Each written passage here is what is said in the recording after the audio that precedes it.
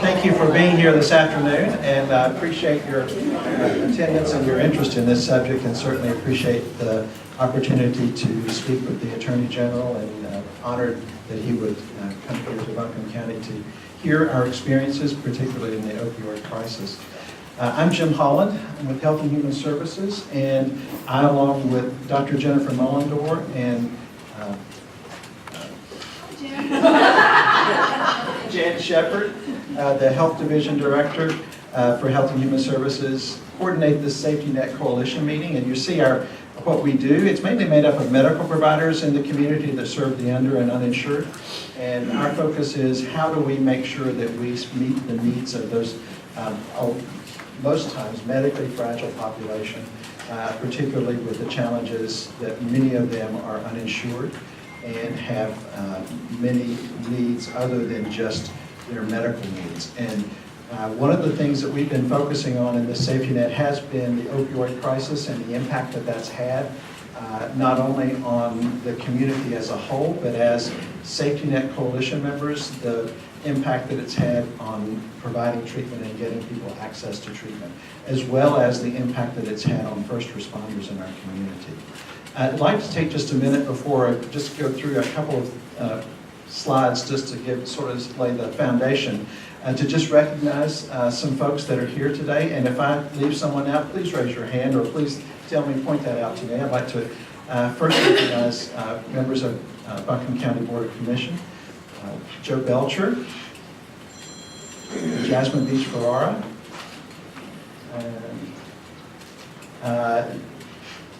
Buncombe County Sheriff Van Duncan. We also have the Madison County Sheriff, Buddy Harwood, here with us. And we have the Chief District Court Judge, Honorable Calvin Hill, and the Senior Resident Superior Court Judge, Honorable Alan Thornburg. There's Lisa's pointing to somebody that I forgot. I can't read. Chief Hooper. Oh, and Asheville Police Department Chief Tammy Hooper. Did I leave out anyone else? Well, thank you very much for taking the time. So just to sort of lay the foundation of what we've been looking at in the safety net and what's been happening in the community. Last year at Mission, there were 399 babies born with a positive toxicology and going to go through withdrawal. And as a result of their mother being addicted to substances. In Buncombe County alone last year, there were 17 million painkillers prescribed, opioids prescribed in Buncombe County, just in Buncombe County. Based on the data that we have from our Vital Records Department, we had 58 confirmed drug-related deaths in Buncombe County last year. There's still about 103 that are still pending a final toxicology result that we don't know. We do believe that some of those may even be underreported in the 58.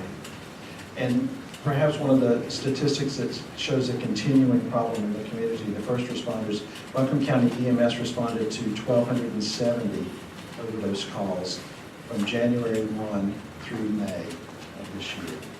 And continue as you see the huge problem that's happening in our county and in our region and across the state.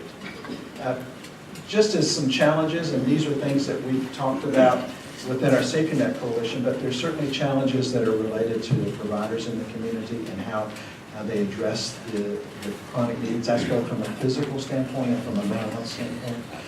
The individuals, just their ability to seek services if they're ready to engage in treatment, the impact that it has on our infrastructure, both in our courts and in our jails, the impact that it has on first responders, as our first responders are oftentimes the point of contact, and having to go through that process of the tragedy of overdoses and the impact that it has on them.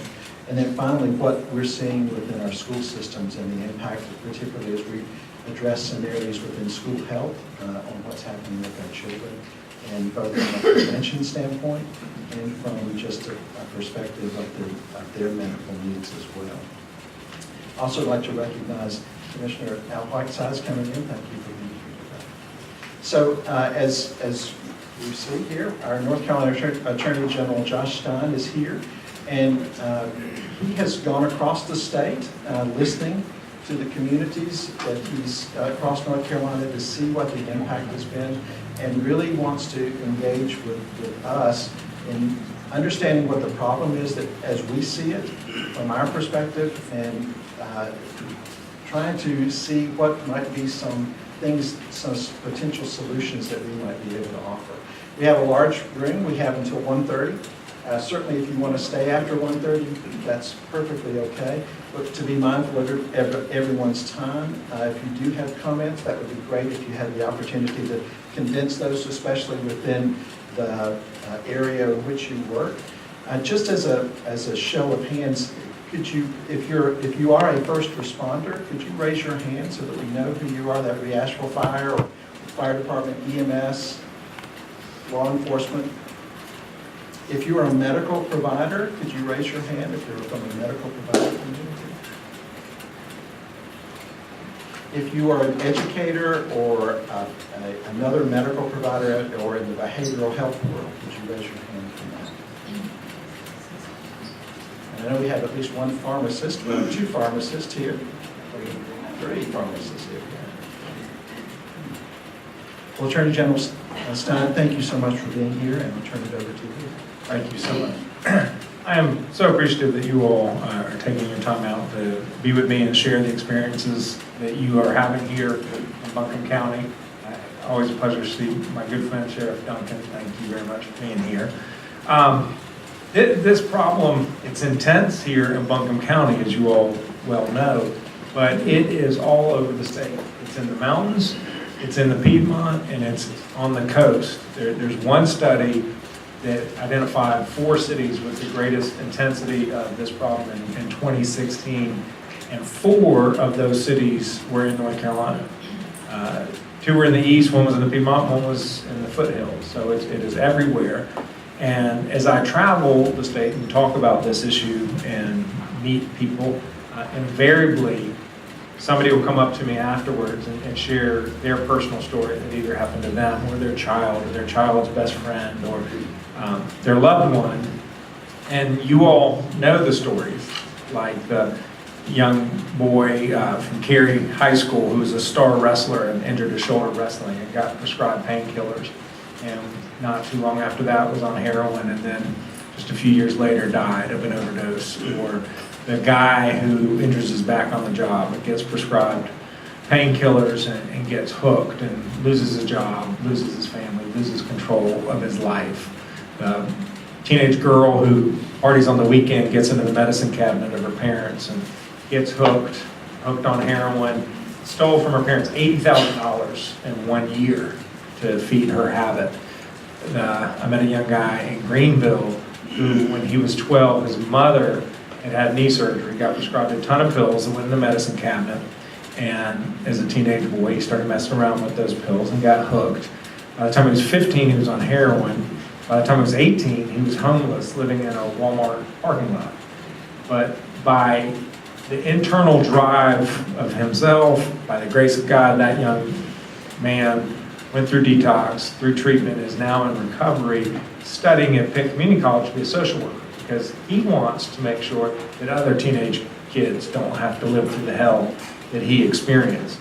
And there are tens of thousands of stories, not too different from that, in North Carolina. And sadly, as you all well know, not all of them have that same inspiring, hopeful, optimistic result as this young man in Greenville. And it's what drives us all to address this crisis. 4 people die a day in North Carolina from drug overdose. It's now the #1 cause of accidental death in our state, more than car crashes. It's the first time in decades that car crashes is the #1 source of death. If you look at deaths from prescription pills over the last 7 or 8 years, it's fairly static at around 500. But there's an absolute spike over the last 3 or 4 years of heroin and fentanyl deaths as people start moving from prescription pills to heroin, and then the heroin that they buy on the street is laced with fentanyl because it's so cheap. It's a chemical analog of heroin and insanely potent. Just a size of a grain of salt of fentanyl is enough to kill a person. And they're being mixed by garage chemists who don't know what they're doing, and one dose won't have any, and then the next dose will have enough to kill somebody. And that's why deaths are spiking, and it's spiking in North Carolina, it's spiking all over the country. New York Times just had a piece yesterday online that there was a 19% increase from 15 to 16 in opioid deaths. Unprecedented in American history. That at such a high baseline of 50-some thousand people, that there was that percentage increase in a single year. And so we expect 2017 tragically to be even deadlier than 2016, which was clearly deadlier than 15. In Buncombe County, we saw the stat about babies. 400 babies born in Mission Hospital last year suffered from drug withdrawal, which means that they don't sleep for 2 weeks. They're undernourished. They're screaming, high-pitched wailing for days on end. That was 10% of all births at that hospital. 1 out of 10 babies was born suffering drug withdrawal. And it was a 100% increase from 2015, 200 to 400. So we have a crisis on our hands, and what I'm convinced of is we will not turn this around overnight. It's taken us about 20 years to get to this stage of crisis. We know we're on a terrible trajectory, but we can absolutely turn the tide on this crisis, and we can save lives. The important thing is to do exactly what you all are doing here in Buncombe County, which is to get law enforcement at the table with medical prescribers, at the table with substance use behavioral health people, with survivors themselves, and with your local policymakers who can hear and put into action the ideas that y'all generate. At the state level, to me, the successful strategy hinges on prevention, treatment, and enforcement, because you got to try to reduce the number of people who get addicted in the first place. You do that through working with prescribers so that they change their prescribing practices, and with young people and families to try to address the risk-seeking behavior that leads too many people to mess around with the prescription pills. Last year in North Carolina, there were 700 million pills prescribed, 10 million prescriptions. That's enough for every person in the state of North Carolina who got a prescription for opioids. And Buncombe County had one of the highest densities in terms of pills per capita of any county in the state. So there's just a ton of pills. And pills are dangerous for 2 reasons. One is it can create addicts in people. I was just reading a story about a young girl at the Black Mountain facility. She was a soccer player, knee surgery. Her doctor prescribed her 6 months worth of Percocets. 10 years later, she's a heroin addict. living in a public safety facility. So we're prescribing too much, and even when people they don't use all those pills, they put them in the medicine cabinet, and those pills just become a magnet to people with addiction and to young people looking to make bad decisions. So we've got to reduce the number of pills. Treatment. There are tens of thousands of North Carolinians living with substance use disorder of one form or another, and opioids are becoming an increasing share of that problem. And yet, last year in our state, 1 out of 10 people got any type of treatment.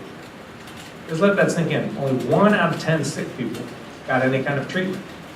Would we accept a healthcare system in which 90% of people with heart disease or 90% of people with diabetes don't get the health care they need to get healthy? And yet that is the system we have here in the United States and here in North Carolina. I just came from touring Montford Hall right before I got here.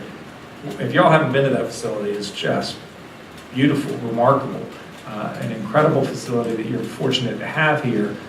Houses like 20 teenage boys for upwards of a year to give them the intense wraparound services that they need to get at what is the underlying trauma, how do you come up with skills to avoid taking drugs, how do you deal with whatever issues you have, and how do you get educated so you can advance your schooling and fortunately have a positive, productive life. But that's 20 slots. They said that nationwide there are 150 equivalent beds for teenage boys for intensive extended treatment. 150.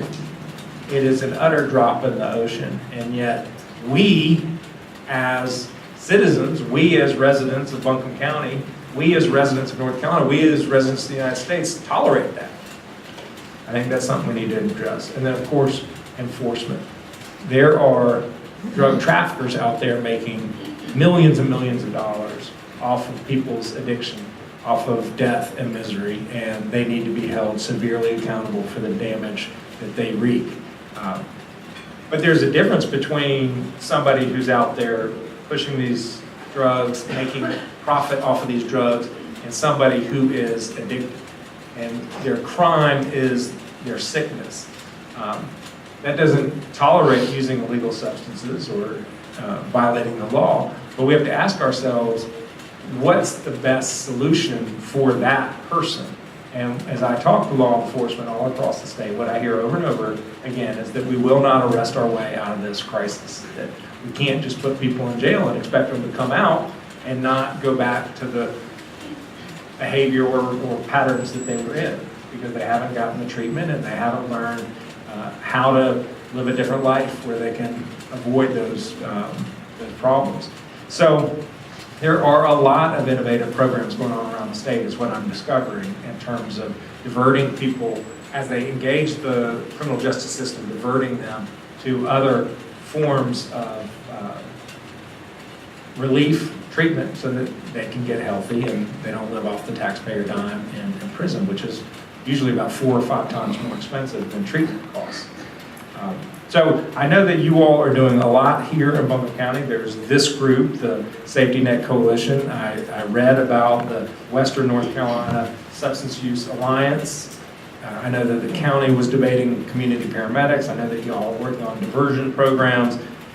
You are embracing harm reduction strategies, all of which is to the good, and I very much hope that we can engage and hear from you all about the different things that you're experimenting with, the different things that you think are working, those that aren't working, where the big gaps are. And basically, this image just came into my head. There was a Denzel Washington movie about a train that was out of control and getting ready to crash. He has to fix the train at the same time it's going 60 miles an hour down the track. And that's what we've got now. We don't know what's going to work, so we're having to fix things on the fly. So we will not address it solely at the state level. We've got important legislation that we're pushing. There's the STOP Act to deal with prescribing practices. It sets limits on the number of pills for acute pain. It requires use of the Controlled Substance Reporting Service database so that there can't be doctor shopping, e-prescribing to deal with prescription pad for forgeries and fraud. We've got a Synthetic Opioid Control Act, which will close loopholes as it relates to some of these fentanyl drugs, which are killing people, but are not illegal in North Carolina. So we need to close those loopholes.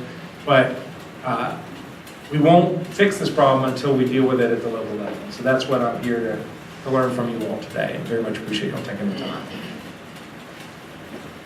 I'd like to take an opportunity now, if any of you have some specific questions or some specific comments.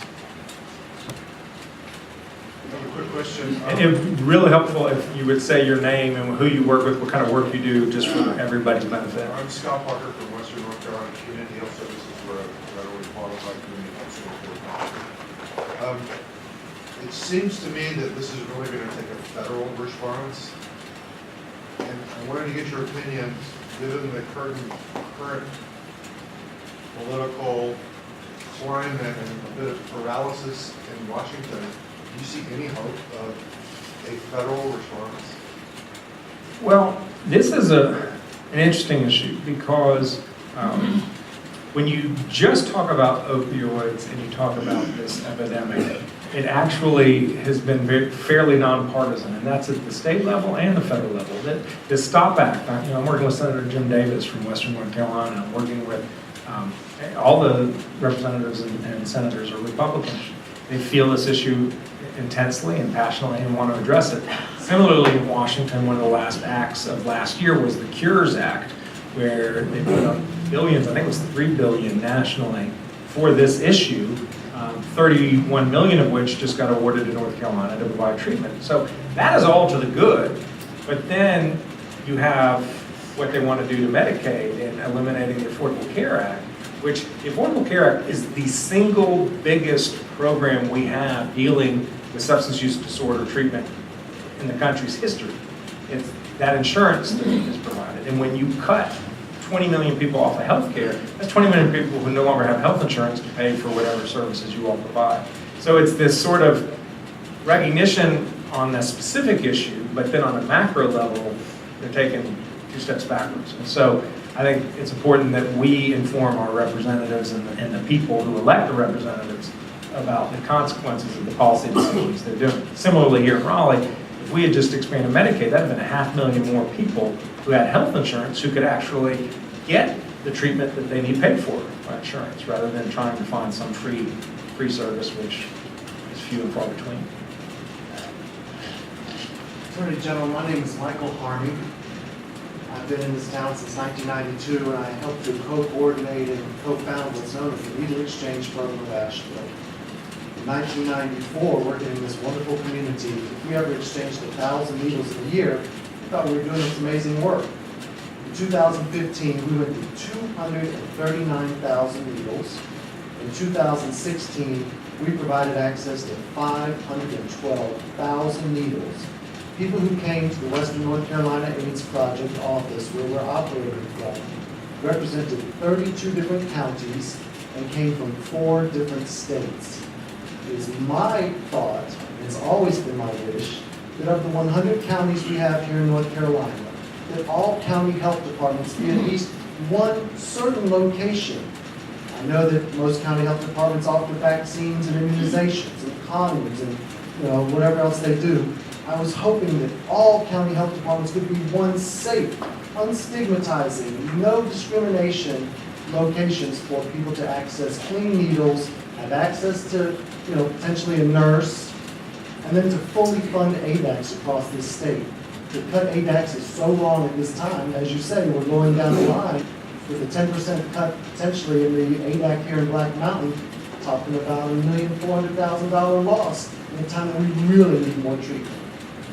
Glad to meet you, and thank you for being here. Thanks for those comments. Yeah, needle exchanges this will sound funny. Needle exchanges have come a long way in North Carolina. They're now legal.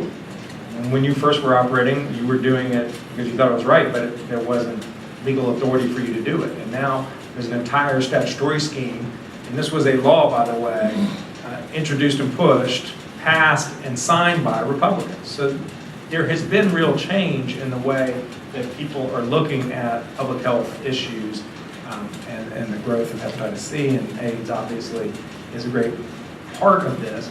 But what needle exchanges have been shown to do is a user who participates in a needle exchange is 5 times more likely to pursue treatment than somebody who isn't engaged in a needle exchange.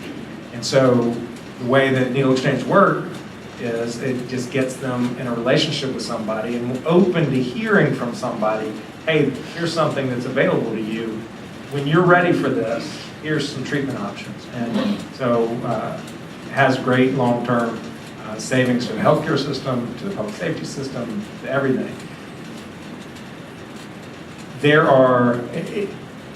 actually legal immunity for people who participate in a legal needle exchange program. And there are some law enforcement around the state that they hadn't shifted their mind yet. They don't quite understand that the legal terrain has changed under them. And we've heard actually some people being arrested for drug paraphernalia when they are legitimate registered user of the needle exchange program. So you've been at this work a long time, but for us policymakers, it's a new experience for us. And hopefully we'll continue to learn and grow and come up with innovative solutions to deal with public health crises like this.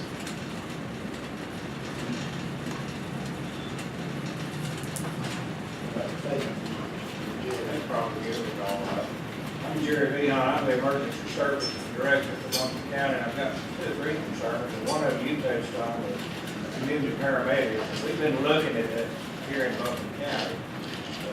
Quite frankly, the problem is it's going to cost $300,000 to put it in place. The state has a grant program, kind of a pilot program, but I'd like to see that spread for every county. And where I think this could come in handy here, for example, dealing with the drug problem, we can do a lot of follow-up. We don't look, if we institute that program here in Buncombe, we don't look at it as saving just Buncombe County money. It's going to save Mission Hospital money. It's going to save law enforcement money, and everybody has to respond. Right now, when we have an overdose, and we're averaging 2 a day or more, sometimes as many as 5, and we can usually tell when somebody's got a lot different dosage of heroin that's come into this county. But when you're looking at what's involved in this, the community paramedic program can do a lot of follow-up treatment, just the same that we would refer to as frequent flyers or people that use ambulances a lot. To get some of this load off. Something else we're finding, some of the pushers out here also, when they're selling the drugs, they're giving them the Narcan. Narcan's a wonderful thing, but still, something's got to be done about that part of the problem, obviously. If you're going to give them the treatment along with the drug, I don't know that really works, because they start pushing the envelope, and then you end up with a number of deaths. But anyway, if there's anything that can be done on the state level, it's something we would certainly appreciate. And these people, you look at them and you've got to be out there like law enforcement is, and I know Chief Hooper over here is people from the city and the band and the county, they deal with this every day. And, we're looking at it for what it is, and you've got the prescription medications out there, and we just need some help, and something has to be done. I hear you and agree wholeheartedly. Nash County has a community paramedic program that they just got up and running. Wake is about to start one, and the way they're doing it is they're in partnership with, I forget the name of Donald McDonald's group. Recovery Communities in North Carolina. Recovery Communities in North Carolina, by the way. That's Steve Mange, who's my policy director and the point person in our office for this crisis. So he's a really great resource for you all if you have follow-up questions and can't find me for whatever reason. But they are partnering with this nonprofit group, most of whom have been through recovery themselves. They're doing peer-to-peer counseling. So they don't have to hire as many community paramedics. Whenever a community paramedic goes out, they go out with 1 or 2 of these volunteers. Now, it isn't an ideal solution, but it extends the reach and gets the program up and running. New Hanover County, Wilmington, they actually have in the budget a $250,000 pilot program appropriation. And so I think that that's the kind of thing that if it gets up and running and proves its value, then maybe we can come up with some state grants, but I very much urge you all not to wait on the state to develop your own innovations, even if it requires spending some money.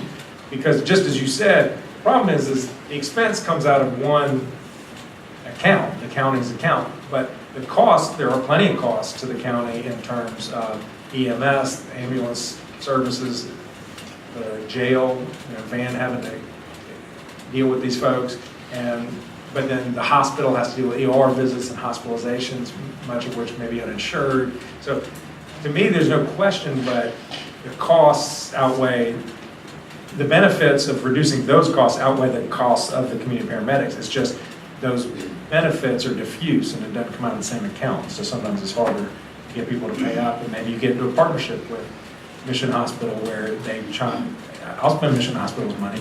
Maybe they chip in some money too. On behalf of Mission, we thank you for that. I'm good at that. I'm good at that. Jasmine Beach-Ferrara from the Planning Commission.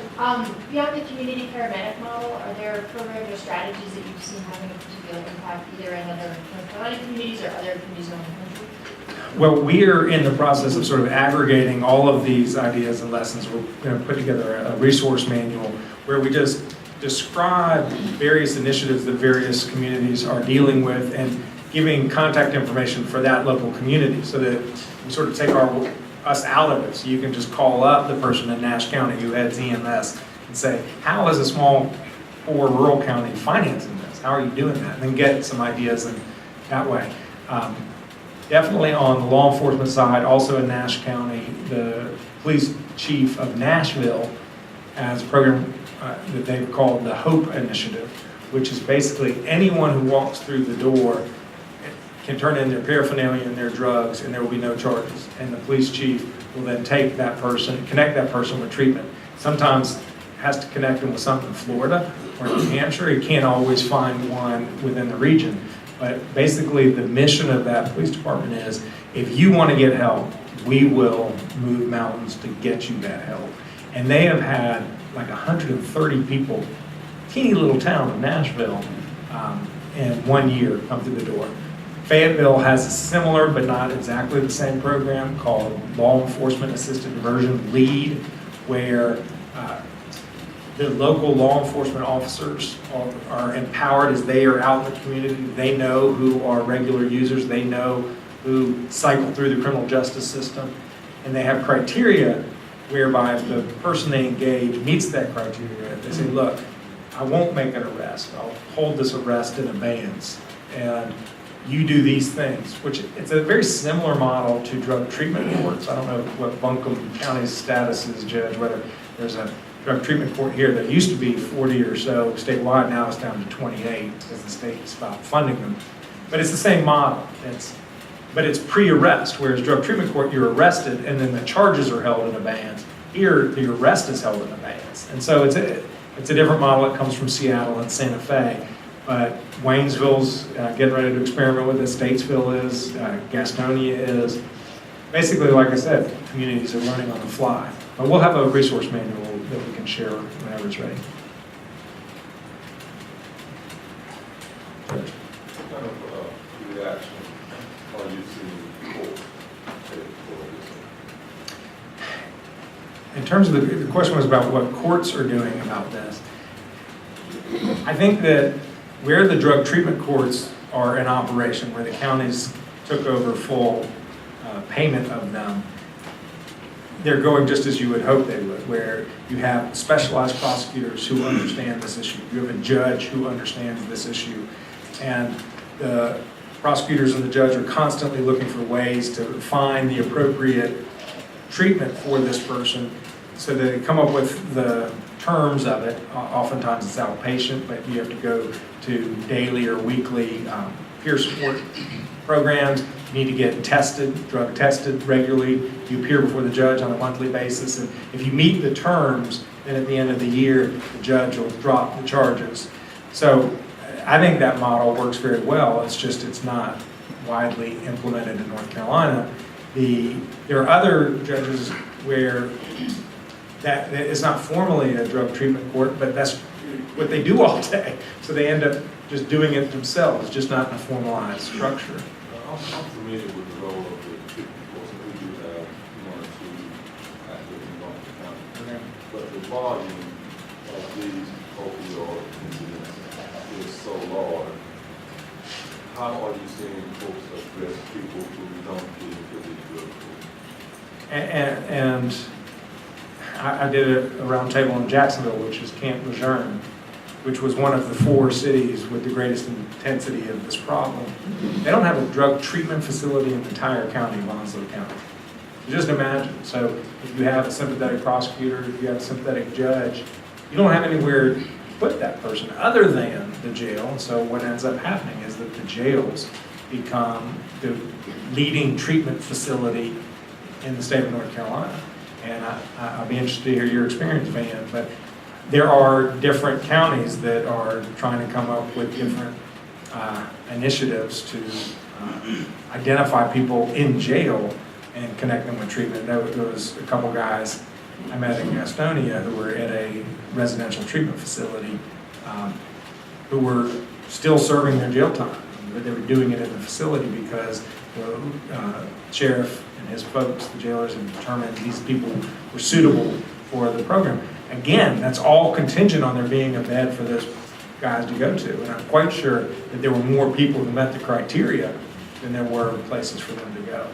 So I think until we address treatment and the scarcity of treatment, we're spinning our wheels at one level. Eric Christian with Community Care of Western North Carolina. We all go to sort of prevention and awareness, and we know we need to do that at the same time to address current issues. And many of the coalitions go with how to spend limited dollars they may have, grant funds, things like that. So it makes me think of economies of scale at the state level, and this is one place where you can be in the middle of it all because you have the ability to market across the state for awareness at all levels. You know, marketing is basically to make awareness available to people at all stages, even people who may not know that the percent of taking is all the way up to how do I get treatment? What's the number I can call for my loved one? Because we're doing it individually and spending a lot of money to try to get a billboard up and just blowing out all the funds, and yet we could do this more central. Other things can be more local, not probably need to be, but that's the one item that always comes out. I don't know if the new CARES funding, some of that will be dedicated towards it. I know a lot of it will be dedicated towards treatment, but I wonder if you could speak about that opportunity. There is 80% of the CURES grant, the 31 million, goes to prevention and treatment. I think it'll mainly be going to treatment, but they will definitely have a public education component. I think that you make a good point.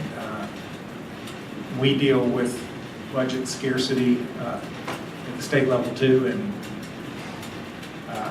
I don't disagree with your point. It just means that we, as state policymakers, need to be advocating for the right type of resources. You know, part of the STOP Act, when it was introduced, was $20 million in treatment over 2 years, and it got dropped from the bill, and it wasn't in the Senate budget, and it wasn't in the House budget, but then Greg Murphy, a state representative from Greenville, who's a doctor and a champion for the STOP Act, he got $10 million added back to the House budget over 2 years.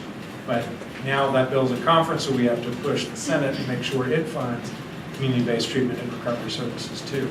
So I don't disagree with you. It's just a valid takeaway for me to have. Is this something possible to follow up with colleagues team? Absolutely. Good. We do have an adult drug treatment court here, and I say that because we have our commissioner here and our sheriff, and they fund us entirely. Yep. And it works well, and our numbers prove that. But we work with surrounding counties such as Madison, and you can have the most willing DA, public defender, defense community, judge, everybody's on board, but they don't have the, it's difficult for a rural county to have the services.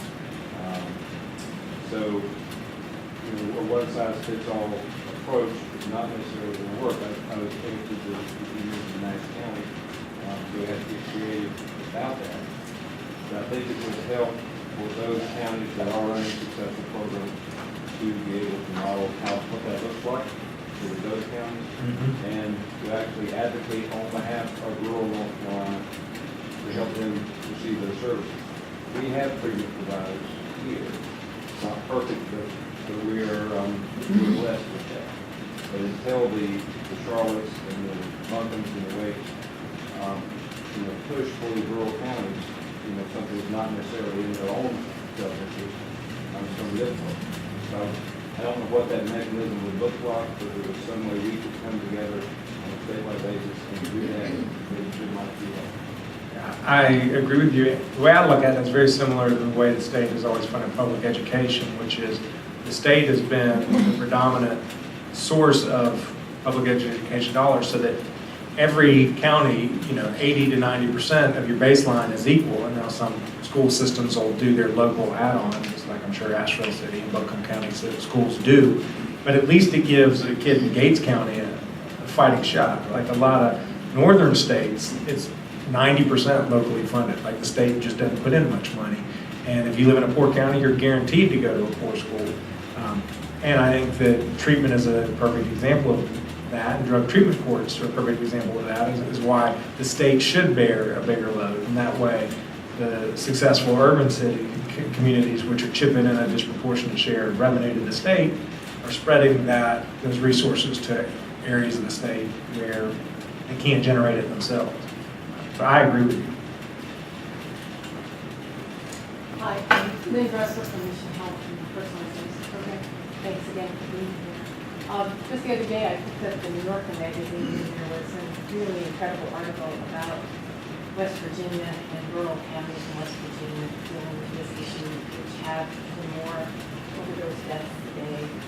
And there were three things that came out of at least my reading of it that I just wanted to ask your response or others' response.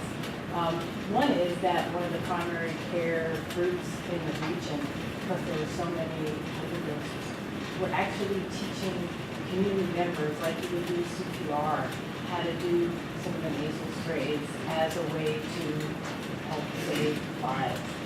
Another one was that a volunteer group, which is hoping to become a nonprofit, was basically trying to help place people anywhere in the country. It just came out of their own crisis of trying to help their family members dispense in crisis. And then the third was that they decided to take an old school and transform it into a detox and rehab center. West Virginia is, in our Appalachian territory. I'm sure there's other states that have similar rural programs. Looking at other states and what they've done, what kind of things can you share with us? And I'm not sure if you've been up to West Virginia or not, but a lot of those rural counties are very similar to ours. I haven't been to West Virginia, but when you look at this crisis nationally, West Virginia, Ohio, particularly Eastern Ohio, New Hampshire, and Eastern Tennessee, that's the epicenter. That's where, the death rates are 3 times what we have here in North Carolina. And what we don't want to have is North Carolina. We're on the trajectory. We're essentially 8 years behind those states. And what we don't want to do is 8 years from now be where those states are. And that's why we're trying to get ahead of it. And when you look at the STOP Act and the limit on the number of pills that are prescribed and the e-prescribing and the mandatory use of this database, these are ideas that we scoured the country and found out what are the other states in crisis doing to deal with it. And that's why we brought those ideas here to North Carolina. This is a topic that comes up when I go to national meetings with attorneys general. We are exchanging ideas, but I like the idea of the school. I think that the prison system, we are actually reducing the prison population, and we've closed a couple of prisons. I think having more of the prisons dedicated to treatment the way that Black Mountain is makes a lot of sense. I've heard, I don't know what the experience is here, Sheriff, but some sheriffs have told me that 75 to 80% of the men in the county jail are there either because drugs or property crime because of drugs. They're trying to feed their habit. And then upwards of 100% of the women are there because of substance use. And so I think that using, it requires resources. We just have to ask ourselves, how do we want to spend the resources that we have to help people? Blake Fagan with Mayheck Family Physician, and I am for the STOP Act and trying to limit acute opioids prescriptions to 5 days or less. I think that's great. We have to try to get the number of pills that are in our community, but actually in our medicine cabinets to be less. I'd like to put a proposal out there that follow-up from surgery, that you actually bring in your unused opiates and you turn them in. Right now, I have a patient that comes in and hands me their bottle. If I take it, I'm pretty sure I'm in trouble. And I'm not allowed to do that. So we need to work on that, because I think if we got that out in the community and you know that you just, when you show up at your first post-op visit, if you show up with the meds that you didn't use, we could really help to reduce the amount in the cabinets. I'm pretty sure there's a DEA regulation, Steve.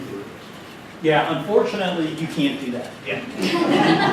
You would have to, actually you could do it, but the DEA regulations for becoming a reverse distributor of controlled substances are so unbelievably onerous that you would not want to do that. I'm pretty sure the orthopedic surgeons are going to do it.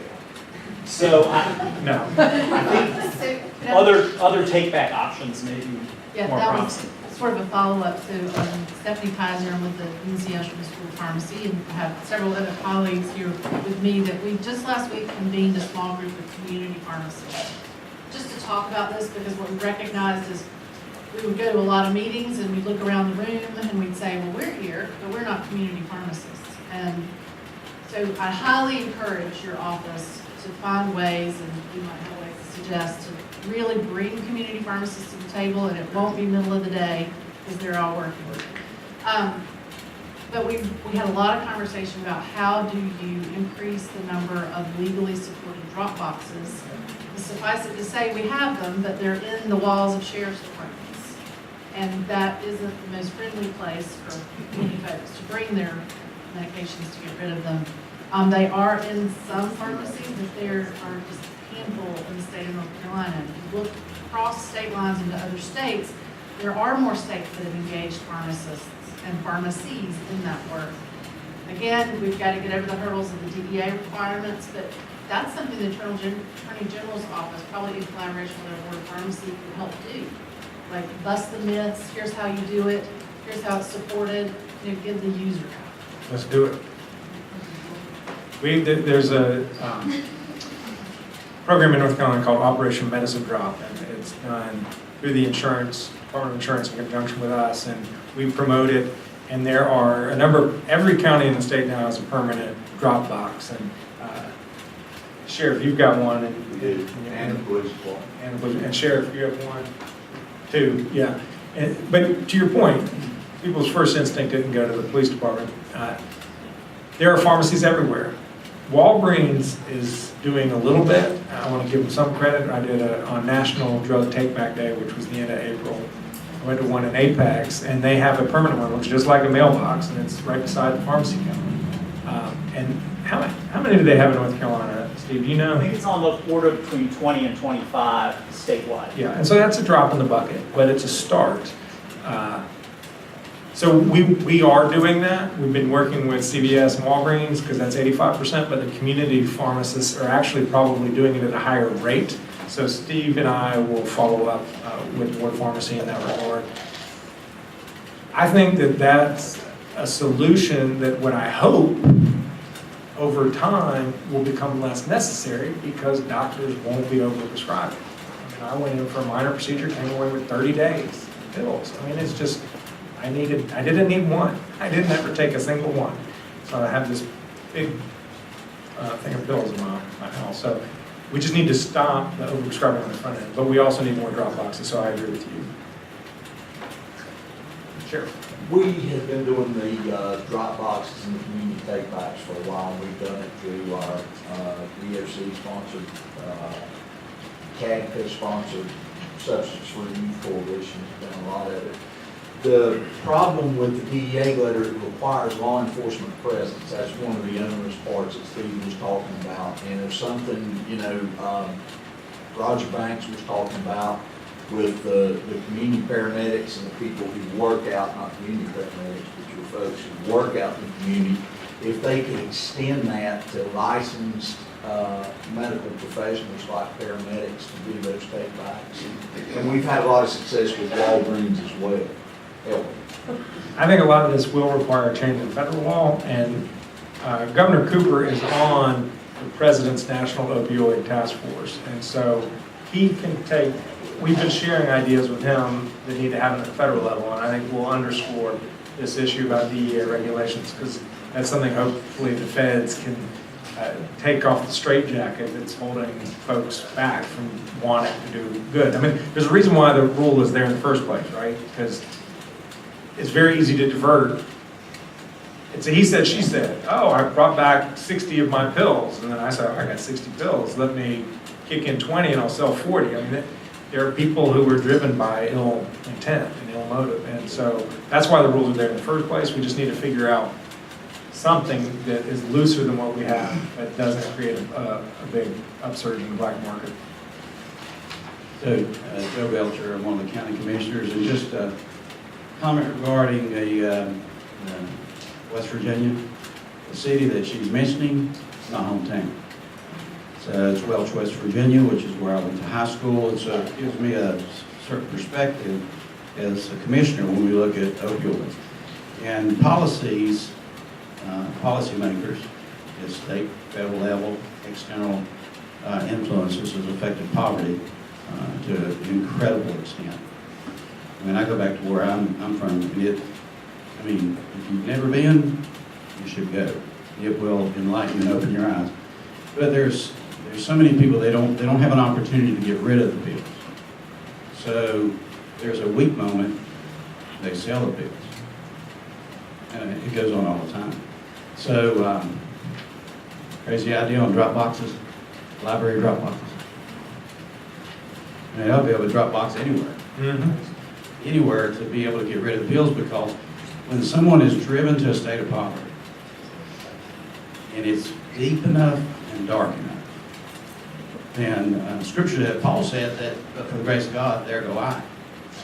You don't know what you'll do when you're in the deepest, darkest moment, when you think you're trying to take care of your family. So in Buncombe County, one of the things we want to try to avoid is to bring those people out of poverty. And I know this extends beyond that, but we've got to watch that, be careful with that.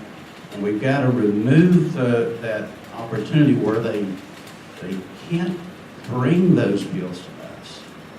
And that moment clicks when, oh, I can sell it because I have this need.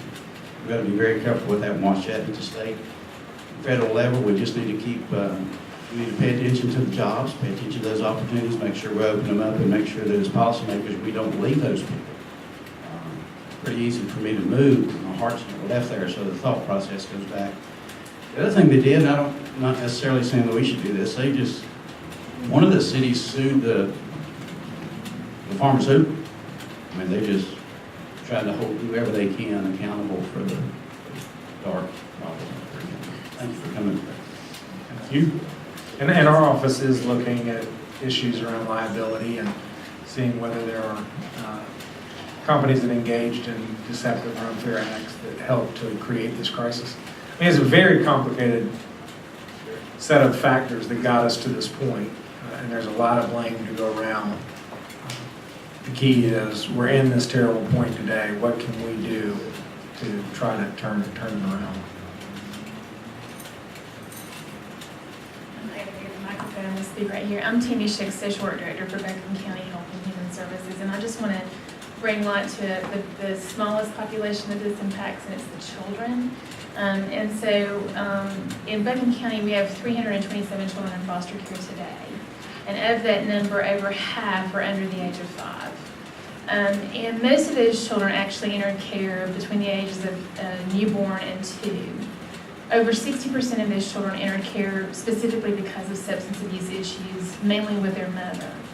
And I just want to bring to light that subpopulation of perinatal substance use disorder and how that impacts not just that child, but that mom, the lack of resources that we have for prenatal and postpartum folks who are engaged in substance use disorder addiction, and to really talk about medication-assisted treatment and what that option is and offers for these moms, to destigmatize some of that, and to try to collaborate in a greater way to make sure that they're offered every opportunity at the point of the ED or wherever they're encountered to be able to engage in services that keep them healthy and therefore the baby healthier.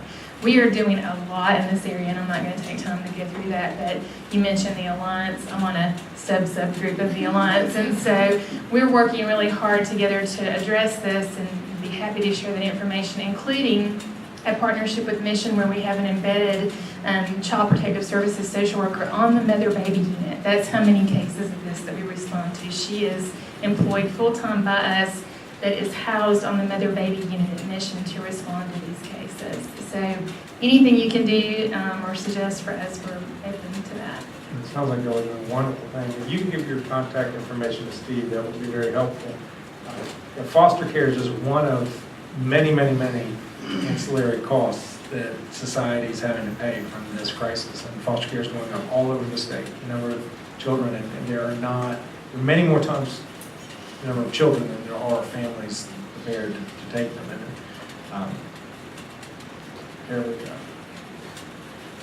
Mr. Stein, the problem with behavioral health here and also physical health being combined, I can see a train wreck coming because behavioral health don't know physical and physical don't know behavioral.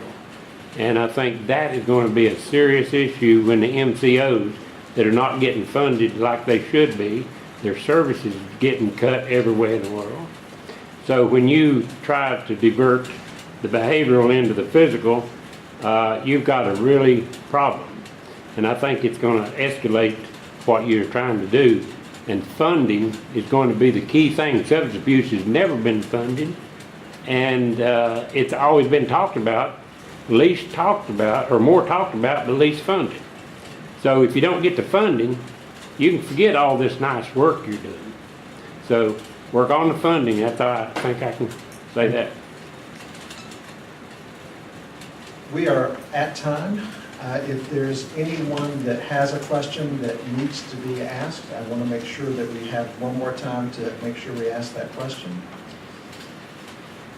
Also want to take an opportunity to recognize a couple more people that were here. Our Buncombe County Commission Chair, Brownie Newman, is here, and Asheville Mayor Esther Mannheimer is here, and our District Attorney, Todd Williams, was here. He has a baby. He had to go home. He had to go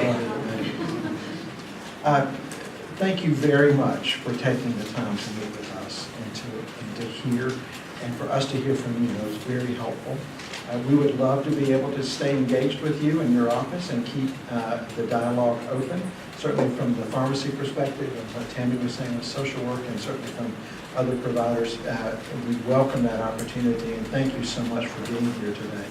And thank you all for coming. And just a reminder, we will not meet, in case you're looking forward to the next Safety Net Coalition meeting, not meet in July. We will meet in August, and Lynn Dressler will actually be here to talk about the Fullerton Genetics Center, and to talk about the linkage or not between genetics and addiction. So we look forward to that meeting next August. Thank you very much.